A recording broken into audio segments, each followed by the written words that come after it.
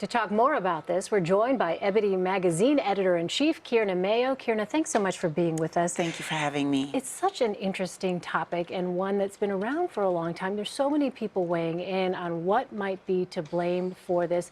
What do you see?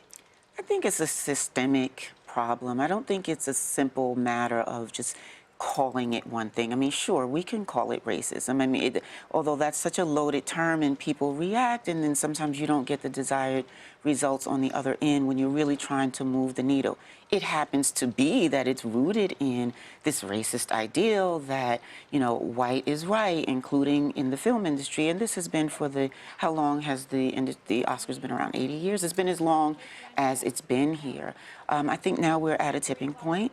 Enough people are talking about it at the same time that something is actually about to happen. I think what Jada Pinkett Smith did was really bold and courageous, and even though there's a lot of critique about it being self-motivated because, of course, her husband wasn't nominated, the fact still remains that this is an ongoing conversation, and it's one certainly that we've had in the Black community for as long as we've had TVs.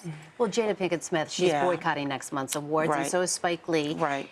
A boycott, in your opinion, is that enough?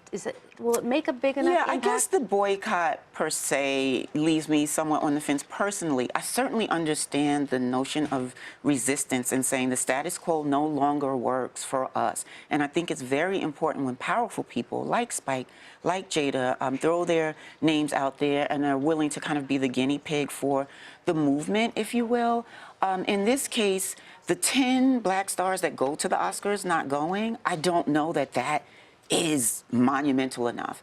And as I had a conversation with others yesterday, not enough Black people particularly have Nielsen boxes for it to make a difference in terms of if you actually watch or don't. So how do we measure a boycott? I think what we can measure is what's happening right now. This public discourse, the conversation that these courageous actors have brought to the fore, because this is cyclical. It's something that we talk about every 3 years, every 5 years, every 10 years, and not enough changes.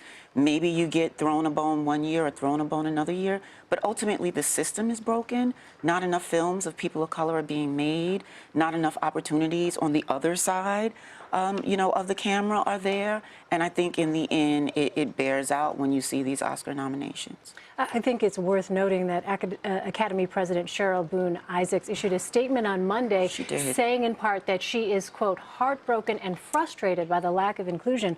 Also, George Clooney has said that the Academy was doing a better job 10 years ago. But as you have said, Kierna, this is not an issue that is particularly new for the Black community. In fact, in 1996, Jesse Jackson led a protest over the 68th Academy Awards for its lack of diversity.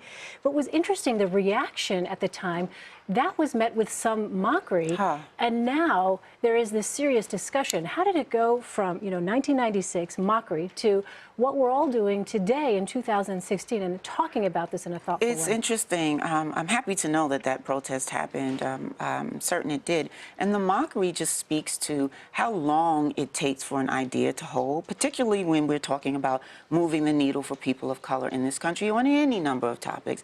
But our imagery is one that for so long we did not control the output.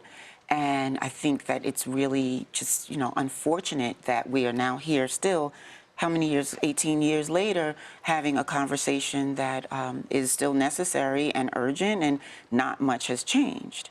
Mockery, you know, spoke to the inability of people at that time to see this as real, almost as though you had talked about having a Black president. No, get out of here. That's impossible. Now, some people are calling for Chris Rock, the host, to back out. Right. Do you think that would be a good answer here? I dare not answer for Chris. That's a tough one. I really don't know what I would do in that situation. On one hand, here you have this captive audience, right? Why lose the opportunity to make the statement? It's a powerful position to be in. If I'm Chris Rock, right? I'm riding this throughout the entire night. It's not just a one-hit wonder. We're talking about the absence of African Americans at this particular Oscars right here, right now, and me being Black hosting it all through the night. But Chris has a circle of friends. Chris has his own influences, the things that matter to him. I'm not sure how he'll handle it. I know we'll all be curious to see how it goes. You know, we're all talking about this in the lead up to the Oscars, of course, but beyond award season, what steps do you think that the industry needs to actually take to kind of create some lasting change here? Well, I think that we have to go beyond lip service. You know, if the powers that be aren't willing to cede power in some respects, meaning let other people in the room, women have to be in the conversation. Gays and lesbians have to be in the conversation. Black people have to be at the table. You said there's a business argument to be made there, too. Of course there's a business argument to be made. I mean, $200 million worldwide for Straight Outta Compton. I mean, these are big numbers that Black films bring in. It's undeniable that the talent is there and that the audience is there and that the willingness of the audience to come to films that include people of color is there. Now it's about the will for the powers that be to kind of recognize that maybe your days are coming to an end or play in a new sandbox. Will we be seeing an article about this in Ebony? Well, we talk about these things all the time. Absolutely. All right. All right, Kierna Mayo, thank you so much for your perspective. Thank you, ladies. Appreciate it. Okay.